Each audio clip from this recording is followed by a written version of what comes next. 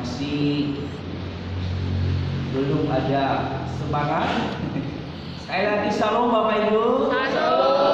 Kita harus bersuka cita karena kita sudah berada di minggu yang pertama di bulan Desember, ya. Tinggal beberapa minggu lagi kita akan merayakan Natal atau kelahiran Kristus yang beberapa ribu tahun yang lalu, ya. Kita harus memakai, kita harus bersuka cita. Jangan sampai kita letih lesu loyo di dalam merayakan. Jadi Bapak Ibu, saat ini mari kita tanggalkan semua beban, mari kita tanggalkan semua apa yang membuat kita letih lesu. Tinggalkan semua pikiran yang menghalangi kita untuk bersemangat di dalam mendengarkan firman Tuhan saat ini. Baik Bapak Ibu, mari kita membuka Alkitab kita pada pagi hari ini di dalam Lukas pasalnya yang pertama, ayatnya yang ke-38. Sudah dibuka Alkitabnya atau HP-nya? Buka HP-nya asalkan tidak main game, ya. Buka HP-nya, baca untuk firman Tuhan. Di situ jangan main game, ya, atau membalas WA. Sudah? Mari kita baca firman Tuhan ini secara bersama-sama dalam hitungan yang ketiga. 1, 2, 3. Kata Maria, sesungguhnya aku ini adalah hamba Tuhan. Jadilah padaku menurut perkataanmu itu. Dan malaikat itu meninggalkan dia. Sekali lagi saya baca untuk kita, ya Bapak Ibu, ya. Pahami baik-baik, simak baik-baik firman Tuhan ini. Kata Maria, sesungguhnya aku ini adalah hamba Tuhan. Jadilah padaku menurut perkataan itu.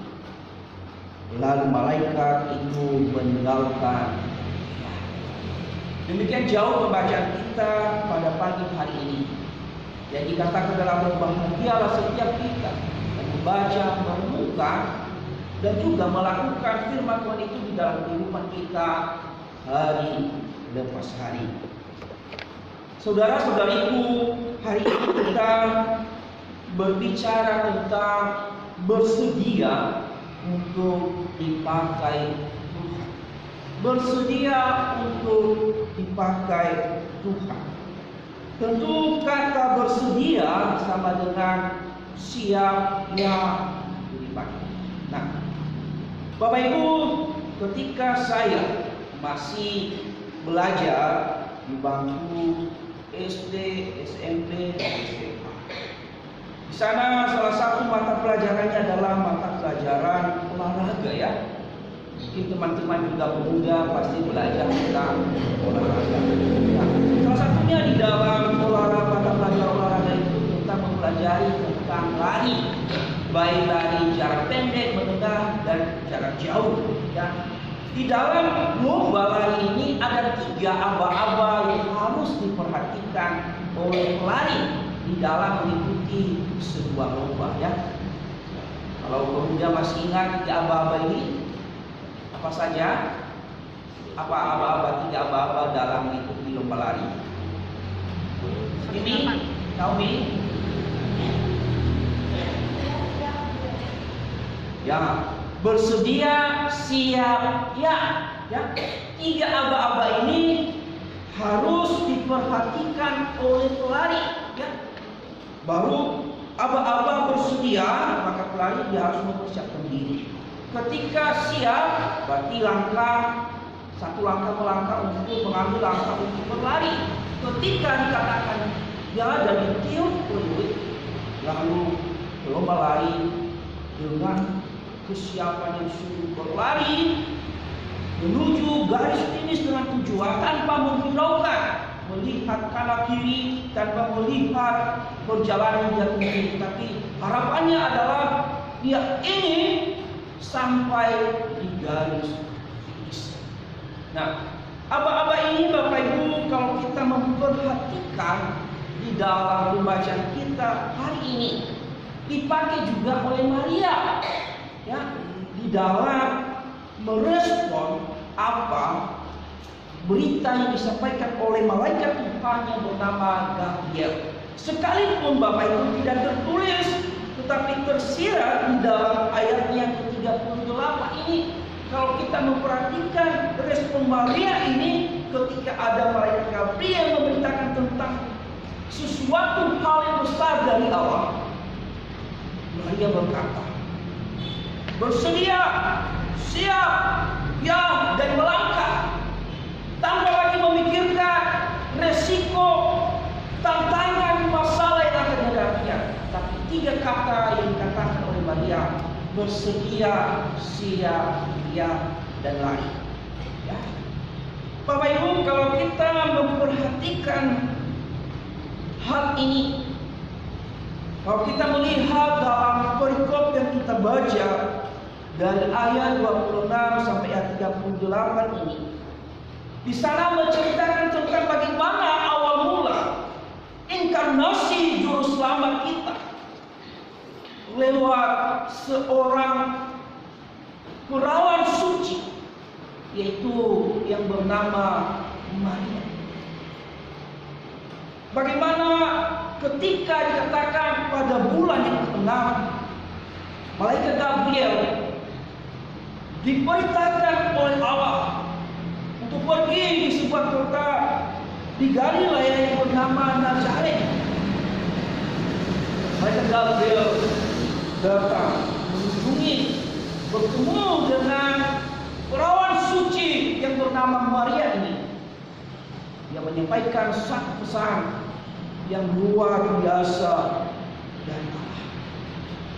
Di sana kita melihat malaikat Gabriel menyatakan berita yang dari Allah, yaitu bahwa Maria dikaruniai oleh Allah, dikasihi oleh Allah, dan Maria akan mengandung seorang bayi laki-laki yang akan dinamai Yesus.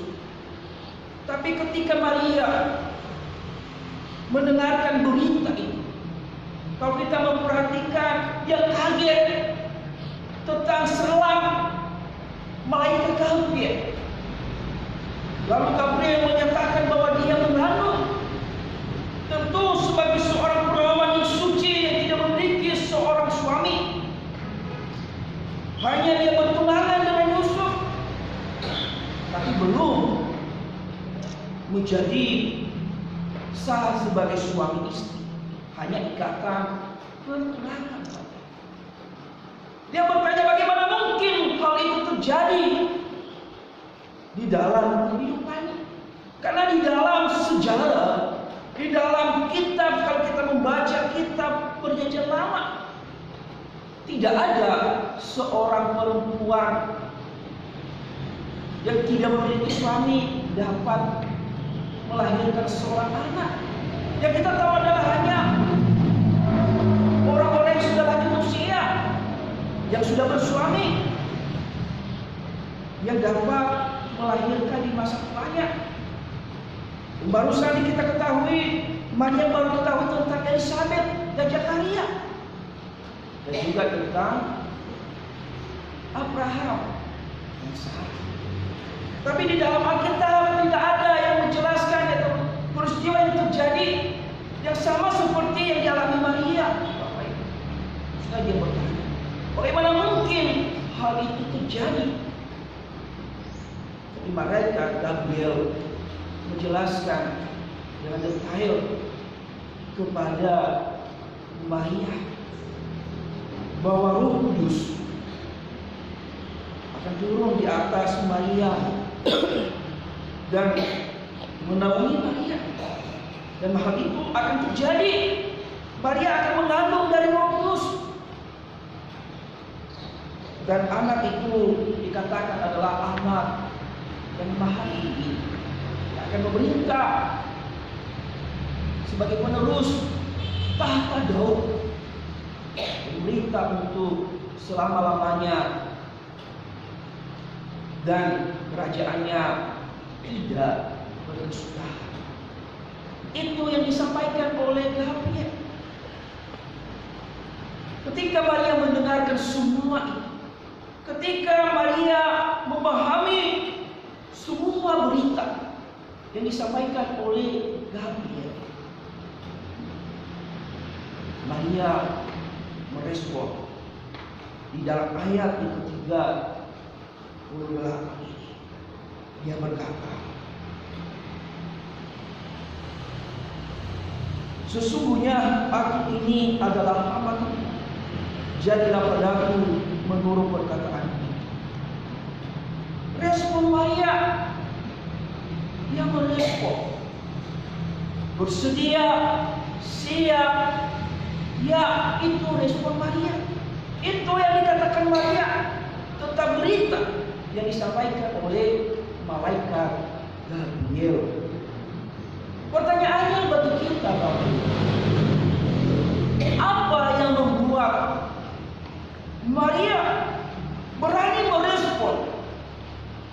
Bahkan ia dengan semangat menyatakan, sesungguhnya aku ini adalah hamba Tuhan. Apa yang membuat Maria bisa merespon berita yang mengejutkan dia, yang tidak pernah terjadi sebelumnya? Apa yang membuat Maria bisa merespon sebegitunya? Kalau kita belajar, Bapak Ibu, kalau kita memahami bahwa tradisi dan hukum yang berlaku di dalam Yahudi adalah bahwa setiap perempuan yang tidak bersuami atau perempuan yang sudah bertunangan melakukan hubungan dengan laki-laki lain di luar pasangannya, hukumannya adalah hukuman mati, bukan hukuman main-main. Hukuman mati, Bapak Ibu, dilempar batu, dirajam batu. Kalau kita melihat di dalam Keluaran, kalau kita melihat, Bapak Ibu, di dalam Ulangan 22 ayat 23 sampai 24, Ulangan 22 ayat 23 sampai 24, di sana seorang perempuan yang sudah bertunangan, ketika dia ketahuan melakukan hal yang tidak benar, hamil di luar nikah dengan laki-laki lain, maka perempuan ini dengan laki-laki yang melakukan hubungan yang tidak benar ini dibawa keluar pintu gerbang, lalu dilempar ke batu. Itu hukuman yang berlaku bagi agama Yahudi dan orang-orang Yahudi sana. Dan kita tahu bahwa Maria ini adalah orang-orang Yahudi. Maria adalah keturunan Daud, garis keturunan Daud. Hanya Maria karena dia statusnya rendah. Dan saya percaya Maria ini paham benar, mengerti benar tentang hukum yang berlaku di dalam orang-orang Yahudi dan agama Yahudi. Tetapi apa yang membuat Maria berani merespon, ya, siap, bersedia? Ini pertanyaan besar bagi kita. Apa sih yang membuat Maria? Saya percaya bahwa Maria tahu ketika dia hamil di luar nikah, bukan lagi hanya dikucilkan dia, Bapak Ibu, bukan hanya diusir dari keluarga, bukan hanya dipisahkan dari keluarganya. Hukumannya adalah tanggal nyawa. Hukumannya adalah dihapuskan di antara orang-orang Yahudi, dilempar batu sampai mati. Bahkan juga saya percaya bahwa Maria tahu benar bahwa akibat yang dia ambil respon ini pasti hubungannya dengan Yusuf akan cerai dan berpisah. Dan terbukti ketika Yusuf mengetahui Maria hamil atau mengandung dari Yusuf. Kalau kita melihat di dalam Matius pasal pertama ayat 19, Yusuf secara diam-diam katanya berencana untuk menceraikan Maria, untuk meninggalkan Maria. Karena dia tahu Maria telah hamil di luar pernikahan. Dia tidak tahu kalau Maria ini sedang mengandung. Saya percaya Maria ini tantangannya luar biasa. Masalahnya bukan sedikit, masalahnya besar. Masalahnya adalah taruhan nyawa. Tapi dia berani berdiri tegak dan berkata dengan lantang, dengan berkata, aku ini sesungguhnya hamba Tuhan, jadilah padaku menurut kehendak. Sekali lagi kita kembali, apa yang membuat Maria menjadi semangat di dalam menghadapi atau di dalam merespon berita yang mengejutkan dia, yang menyatakan dia bahwa dia akan mengandung seorang bayi yang menjadi nanti juru selamat dunia. Tidak lain Bapak Ibu, yang menjadi kekuatan Maria adalah dia memiliki kepercayaan dan iman yang sungguh. Dia memiliki kepercayaan yang sungguh dan iman yang sungguh kepada Allah. Kita tahu bahwa Maria adalah orang yang percaya, beriman dengan sungguh kepada Allah, bahwa Allah akan menjaga dan menaunginya. Inilah yang dipegang oleh Maria. Ketika malaikat Gabriel menjelaskan begini begitu, Maria memahami dengan benar, mengerti dengan benar, dan percaya akan janji pemeliharaan Allah, beriman dengan janji yang dikatakan oleh malaikat Gabriel. Dikatakan di dalam ayat yang ke-35, kalau kita membaca di sana, dikatakan jawab malaikat itu kepadanya, Roh Kudus akan turun ke atasmu dan kuasa Allah yang Maha Tinggi menaungi engkau. Inilah janji, inilah yang dipercayai oleh Maria, bahwa Allah menaungi Maria di dalam menjalani proses dia mengandung bayi dari Roh Kudus. Ini yang dipegang oleh Maria, berpegang pada janji pemeliharaan Allah. Dia tidak takut, dia tidak khawatir, dia beriman sungguh-sungguh, dia percaya sungguh-sungguh bahwa hal ini bukan rancangan manusia, ini adalah rancangan Allah, dan dia berpegang teguh bahwa Allah mengizinkan hal itu terjadi.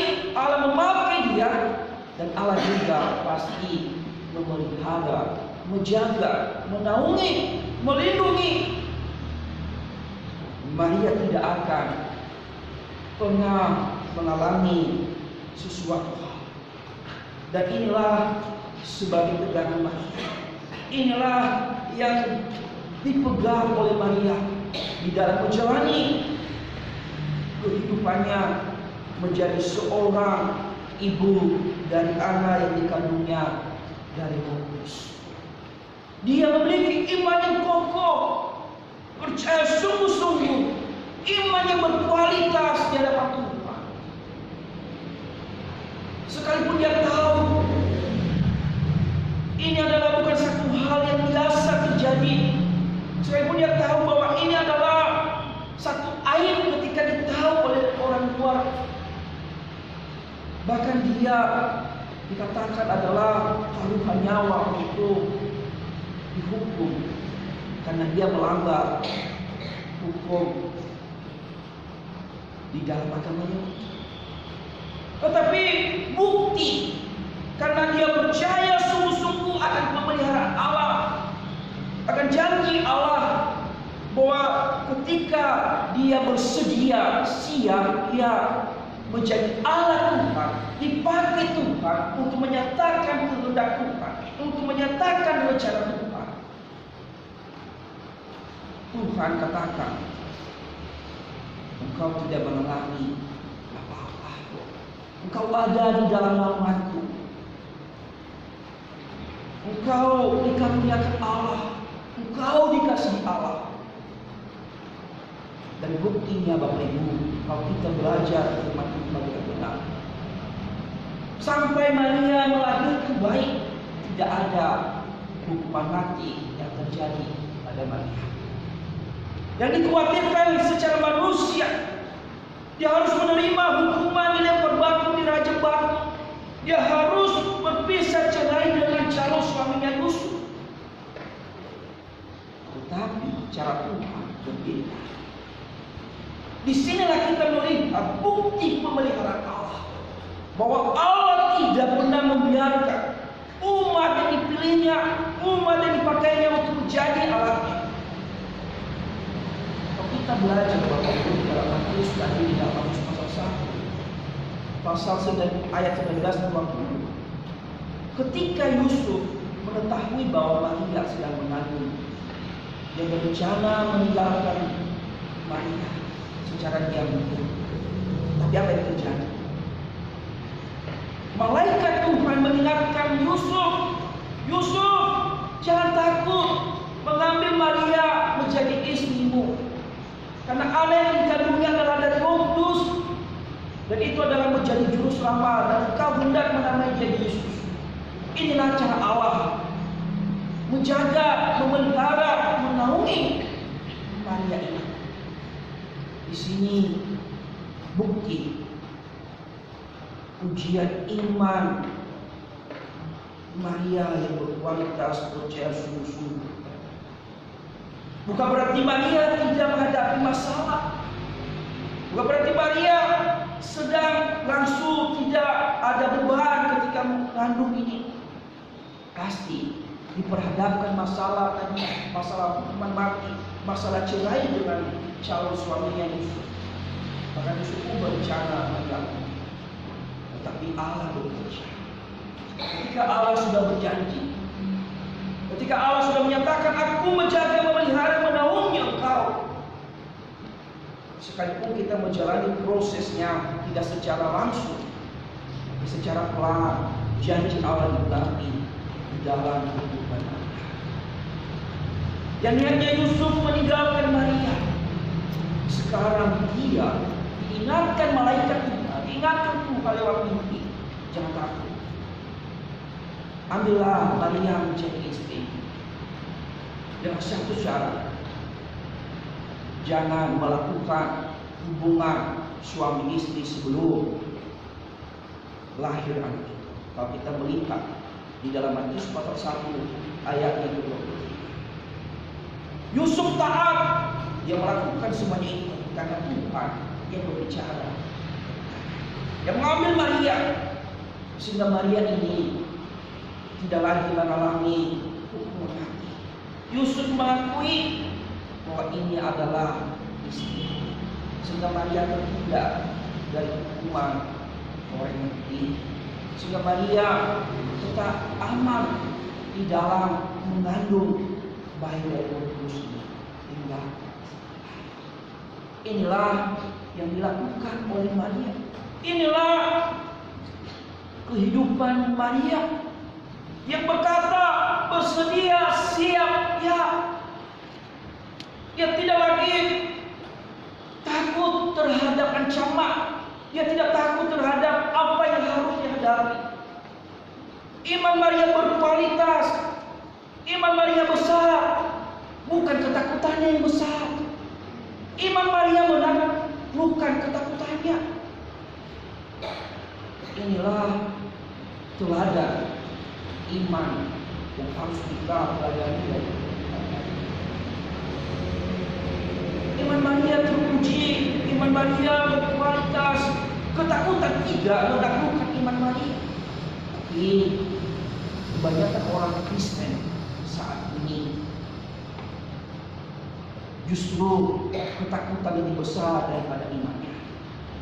Justru rasa takut menaklukkan imannya. Hanya berbicara, saya orang Kristen yang beriman, tapi iman lebih kecil, ketakutan lebih besar. Marilah kita menjadi seorang Maria, meniru kehidupan Maria, siap dipakai Tuhan, berkata bersedia siap ya, sekalipun itu tantangan berat, sekalipun itu di hadapan kita tahu bahwa itu adalah kematian, kita tahu itu risikonya tinggi. Tapi ketika kita memiliki iman yang besar, ketika kita memiliki iman yang berkualitas, hal ketakutan kita kalahkan, kita taklukkan. Tapi ketika ketakutan dan kekhawatiran besar di dalam kita, maka iman itu terhimpit secara pelan-pelan dan kita tidak bisa dipakai untuk menjadi Allah. Bapak Ibu saudara-saudariku, hari ini kita diingatkan bagaimana kita sebagai orang Kristen harus siap dipakai oleh Tuhan untuk menjadi alatnya, menyatakan kehendaknya di dunia ini. Maria juga adalah sama seperti kita, umat pilihan Allah. Kita juga umat pilihan Allah. Adakah kesediaan kita? Adakah kesiapan kita?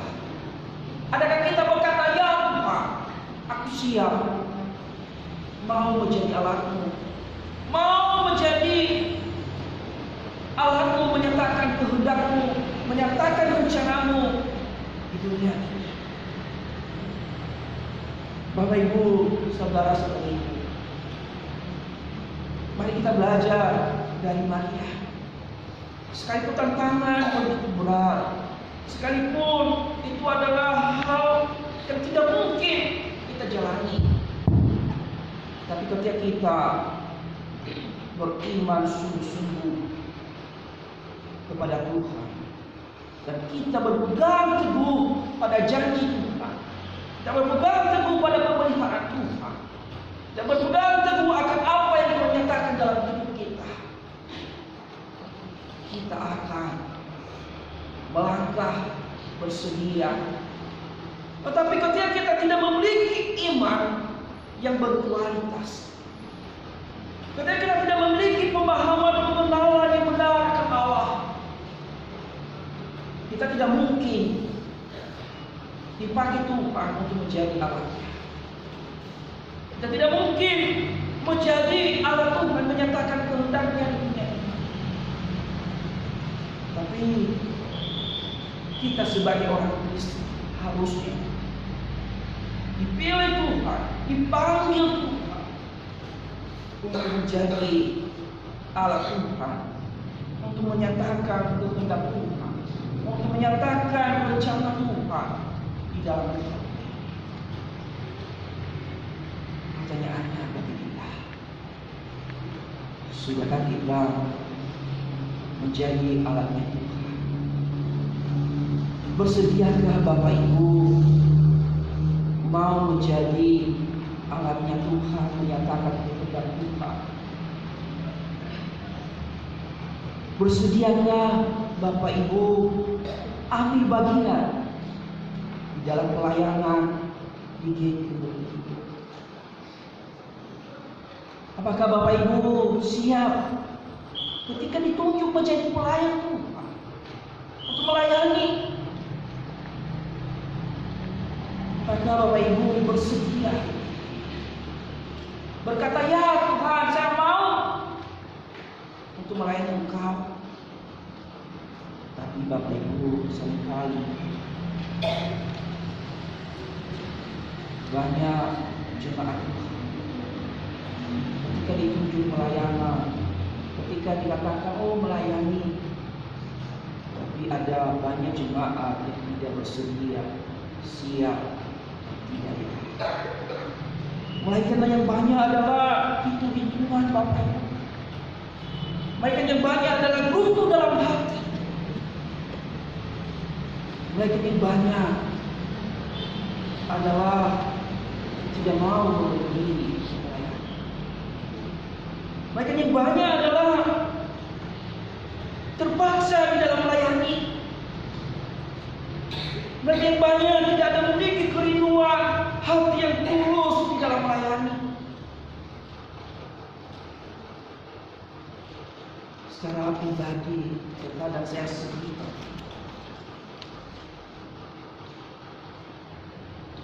Hari ini kita diingatkan sebagai jemaat, sebagai umat. Mari kita belajar dari seorang wanita. Sekalipun keadaan kondisi yang dia alami, dia berkomitmen, bertekad, berkata, "Ya, aku siap. Jadilah kehendakmu di dalam." Seharusnya kita berkata seperti itu. Kita tidak boleh hitung-hitungan. Kita tidak boleh menuruti di dalam hati kalau kita disuruh. Kita tidak boleh hanya rutinitas di dalam melayani. Kita tidak boleh hanya melayani dengan semaunya kita. Tuhan mau kita melayani dengan tulus. Tuhan menginginkan setiap kita sebagai umat pilihannya memberi diri sepenuhnya, menyerahkan diri sepenuhnya, takluk di hadapan Tuhan, sama seperti Maria berkata, "Jadilah kehendakmu." Menyadari bahwa kita ini adalah umat pilihan Tuhan, menyadari bahwa kita ini adalah hamba Tuhan. Ini aku, jadilah kehendakmu. Jangan kita berkata, "Saya orang Indonesia tapi tidak mau memberi." Inilah yang harus kita lakukan. Kita harus menemukan di dalam momen Natal ini, Bapak Ibu. Karena yang kita renungkan di sini adalah bukan lagi kelahiran Kristus yang datang pertama kali, tapi kita merenungkan kedatangan Kristus yang kedua kali akan menjemput setiap kita, umat Tuhan. Dan padanya kita sudah melakukan tugas kita sebagai umat pilihan Tuhan di dalam menyatakan kehendak Tuhan, rencana Tuhan. Sudahkah kita memberi diri kita? Sudahkah kita meluangkan waktu kita dan memberi kita kehidupan kita sepenuhnya kepada Tuhan, dipakai Tuhan menjadi alat? Ini yang harus kita renungkan di dalam momen ini. Memang Bapak Ibu kita akui menjadi pelayan Tuhan, menjadi hamba Tuhan, menjadi aktivis gereja, menjadi anak-anak Tuhan, bukan hal yang mudah. Sama seperti Maria, bukan hal yang mudah untuk dia berkata, bersedia, siap. Tapi sekalipun kita mengakui itu bahwa memang bukan hal yang gampang, bukan segampang membalikan telapak tangan. Tapi ketika kita memiliki yang tadi saya katakan, iman yang berkualitas di hadapan Tuhan, ketakutan itu akan kita taklukkan, akan kita hidup, dan iman kita itu semakin bertumbuh. Maka kita berkata, siap, bersedia. Tapi ketika tidak ada iman, ketika tidak ada pemahaman pengenalan yang benar akan Allah, maka apa yang terjadi? Yaitu tadi, hitung-hitungan, butuh dalam hati, semaunya melayani, sesuka hati saya, semaunya gue, itu yang keluar. Tapi ketika memiliki pengenalan iman yang berkualitas, maka kita berkata sama seperti mereka, sesungguhnya aku ini hamba Tuhan, jadilah kepadaku seperti yang Tuhan. Kita bisa memakai 3 aba-aba dalam rumah lagi, yaitu bersedia, siap. Itu yang akan dikatakan oleh setiap orang yang sungguh memiliki iman yang berkualitas. Saya percaya jemaat Roti Hidup memiliki iman yang berkualitas. Amin. Bahkan berlomba-lomba memberi diri untuk menjadi melayani Tuhan. Amin. Melayani dengan sungguh-sungguh, beriman sungguh-sungguh. Sekalipun kita tidak memiliki gedung gereja, kita beriman, Tuhan akan menjawab doa kita. Amin. Bapak Ibu sekali lagi, tanpa iman, tanpa pengenalan yang benar, kita mudah kecewa, kita mudah putus asa di dalam memberi diri menjadi. Salah satu contoh Bapak Ibu sebagai penutup khotbah saya, ada 2 pasang misionaris. Mungkin pernah Bapak Ibu saudari mendengarkan tentang misionaris.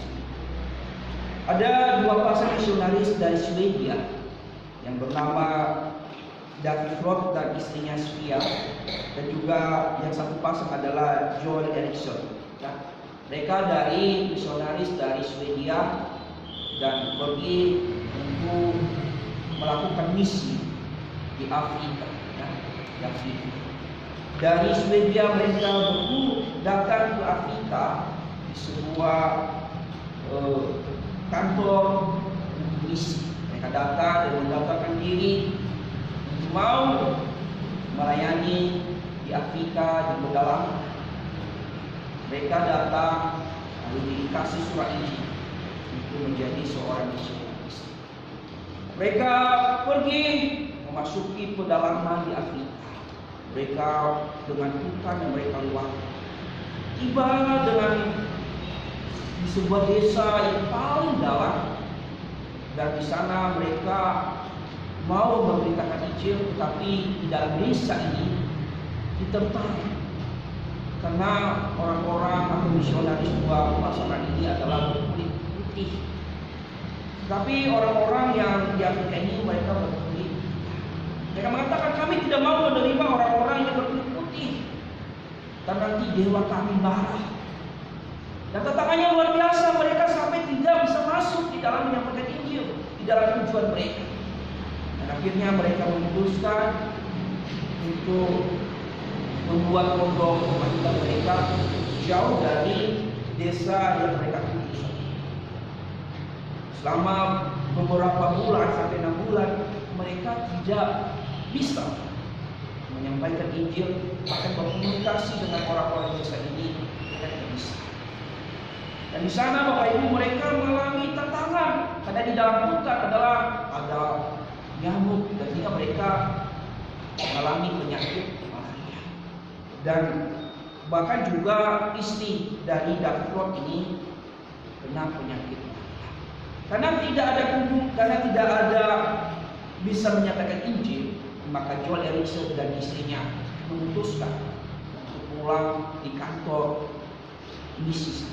Tapi David Roth dan istrinya Sofia memutuskan untuk tetap tinggal di situ karena istrinya juga sedang mengandung dan berkomitmen bahwa dia harus melahirkan. Tapi Bapak Ibu, karena keadaan kondisi yang tidak sama dengan kota saat ini, mereka ada di tengah-tengah hutan, ketersediaan bahan makanan dan kesehatan yang berkhawatir. Istrinya David Roth melahirkan dan dalam keadaan sakit istrinya sehingga sampai mati. Meninggal istrinya saja dan dikuburkan di sana. Dan melihat itu David Roth kecewa, ya, kecewa. Dia marah sama dia memutuskan pergi kota dan di kantor misi, dan dia dia menitipkan ke Elisha tadi, jual Elisha, anaknya laki-laki satu dan anaknya perempuan. Dia pergi dan berkata, saya tidak lagi melayani Tuhan.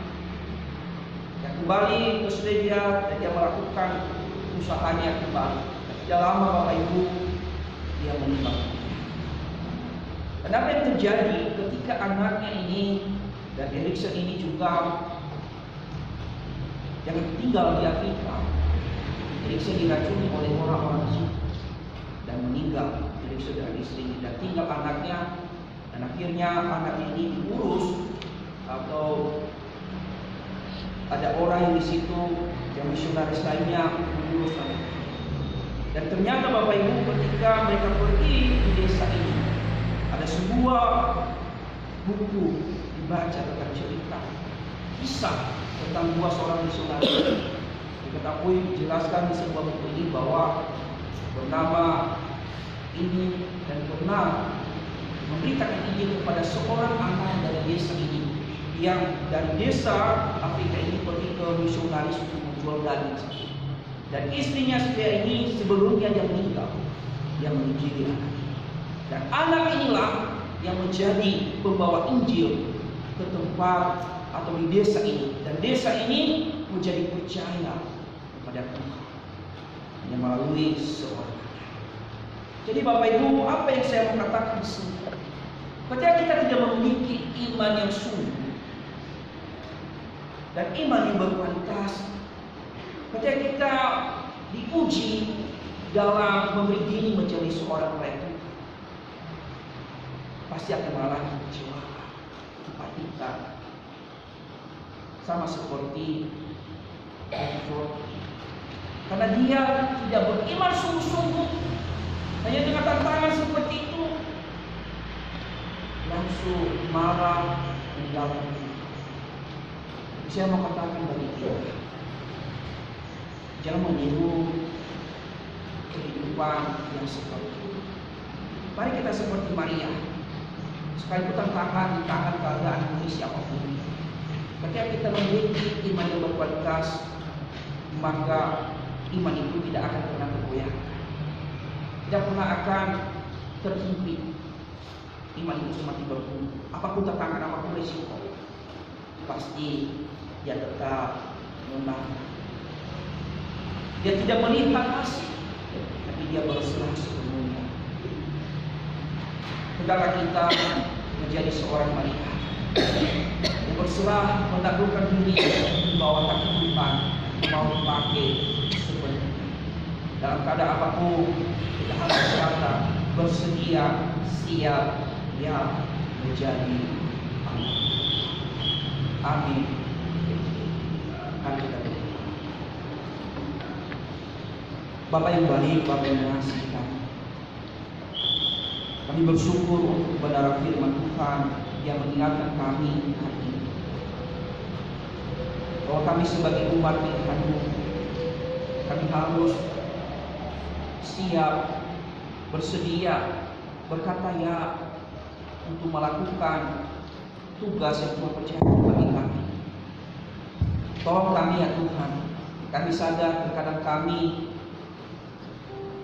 mengalami kekhawatiran, terkadang kami besar rasa takutnya daripada iman kami. Tapi hari ini kami diingatkan agar kami memiliki iman yang berkualitas. Apapun tantangan, apapun rintangan, ketika kami memiliki iman yang berkualitas, iman kami tidak akan pernah tergoyahkan, dan pengharapan kami tidak pernah tergoyahkan.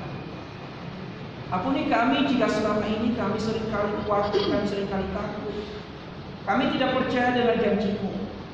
Tapi hari ini kami diingatkan untuk berpegang teguh pada janji pemeliharaan-Mu, bahwa Engkau juga memberi kami, Engkau juga memanggil kami, bahwa Engkau juga memelihara kami. Tolong kami Tuhan, mampukan kami untuk menjadi alat-Mu sama seperti Maria, sehingga kami Tuhan mau berkata, sesungguhnya kami ini adalah hamba-Mu, pakailah kami sesuai seluruh dengan Tuhan. Berkati jemaat-Mu ya Tuhan, dalam melalui firman ini, jemaat-Mu diteguhkan untuk mau rela memberi diri, untuk mau rela melayani, ambil bagian di dalam hidup ini. Berserah diri, mengetahui bahwa ketika mereka sungguh-sungguh berserah diri pada Tuhan, pemeliharaanmu nyata atas hidup mereka.